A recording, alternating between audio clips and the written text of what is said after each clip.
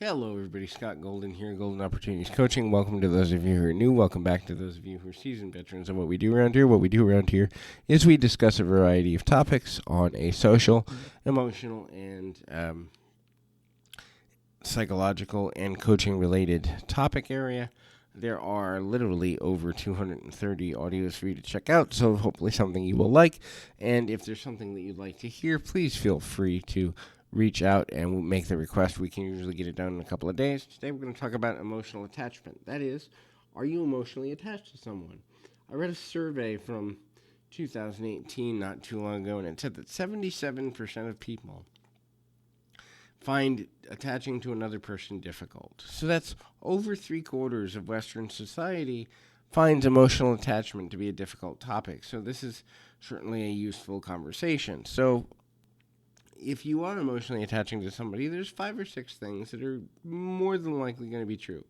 You understand them, they understand you. So there's a mutual understanding that can often lead to finishing each other's sentences or anticipating needs and being able to, I don't know that predict is the right word, but anticipate at a level that's almost predictive of what a person may need, want, desire. This means you can bring them random gifts and they are completely like, how did you know? You're finishing each other's thoughts, sentences.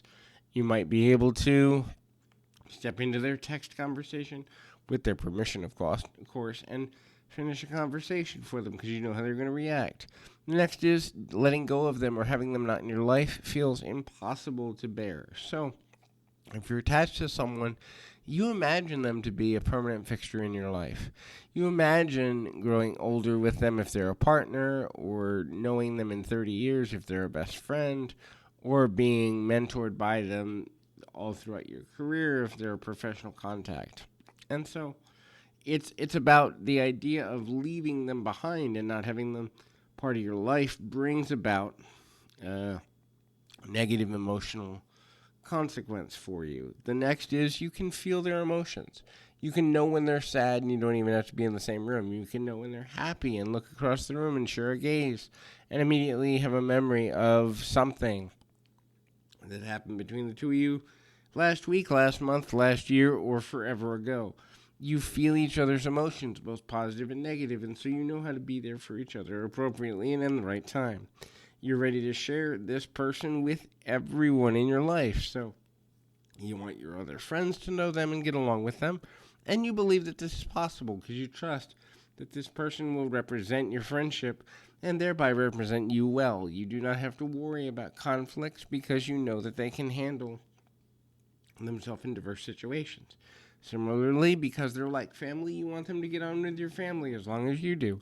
Obviously, you won't care if you don't get on with your own family, but if you do, you want them to become part of your family, even if they're not biologically related. The next is you're both equally interested in each other's lives when you're not around each other. So this may mean sending several text messages or emails or calling a few times a day to see how that job interview went or to see how the date went on Tuesday night or whatever the case may be. You're interested in each other when you're not together, meaning your daily lives are consumed with or at least flooded with thoughts of what's going on with that person in a positive light. The last is you make time for each other.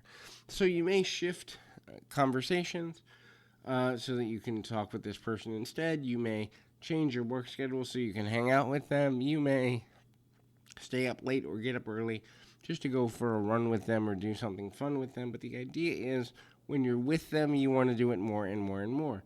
The expansion of the interest in each other continues to grow, and you don't see that stopping anytime soon. So those are some signs you've got an emotional attachment with a person. Hopefully that's happening for you appropriately, and this has been helpful. But until next time, keep your feet on the ground, your mind in the moment. Until next time, everybody.